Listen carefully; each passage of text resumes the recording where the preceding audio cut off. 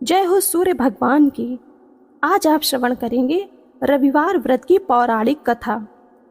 रविवार व्रत की पौराणिक कथा के अनुसार प्राचीन काल में एक बुढ़िया रहती थी।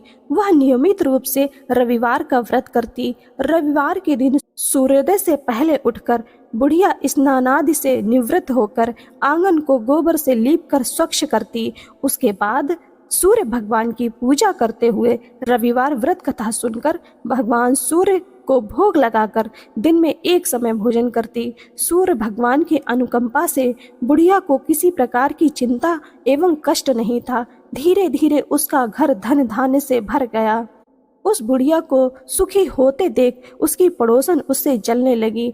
बुढ़िया ने कोई गाय नहीं पाल रखी थी, अतः वह अपनी पड़ोसन के आंगन में बंधी गाय का गोबर लाती थी।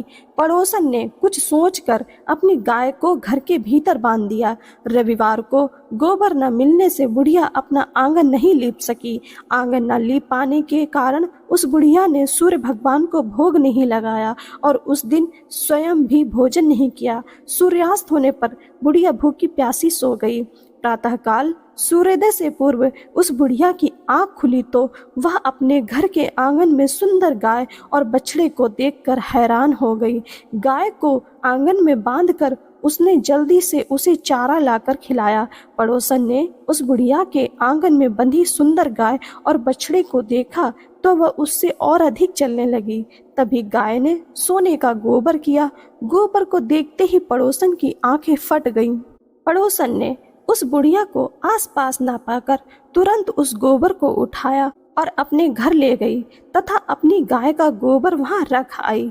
सोने के गोबर से पड़ोसन कुछ ही दिनों में धनवान हो गई।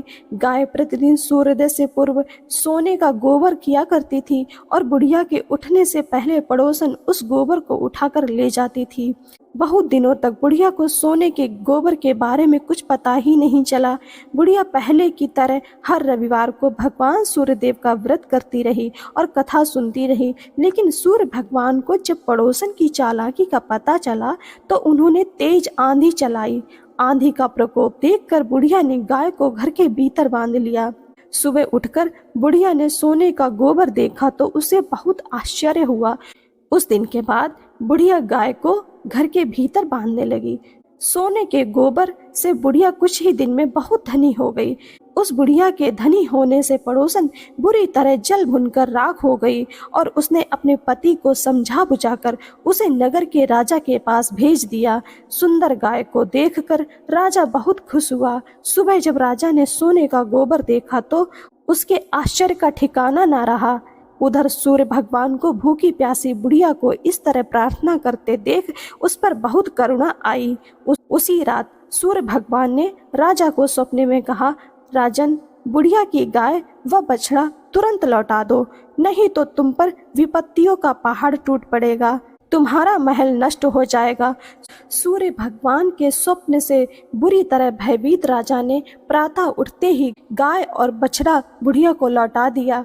राजा ने बहुत सा धन देकर बुढ़िया से अपनी गलती की क्षमा मांगी।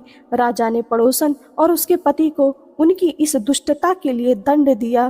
फिर राजा ने पूरे राज्य में घोषणा करा दी कि सभी स्त्री पुरुष रविवार का व्रत किया करे। रविवार का व्रत करने से सभी लोगों के घर धन धान्य से भर गए। चारों ओर खुशहाली छा गई। स्त्री पुरुष सुखी जीवन यापन करने लगे तथा सभी लोगों के शारीरिक कष्ट दूर हो गए। जय हो सूर्य भगवान की।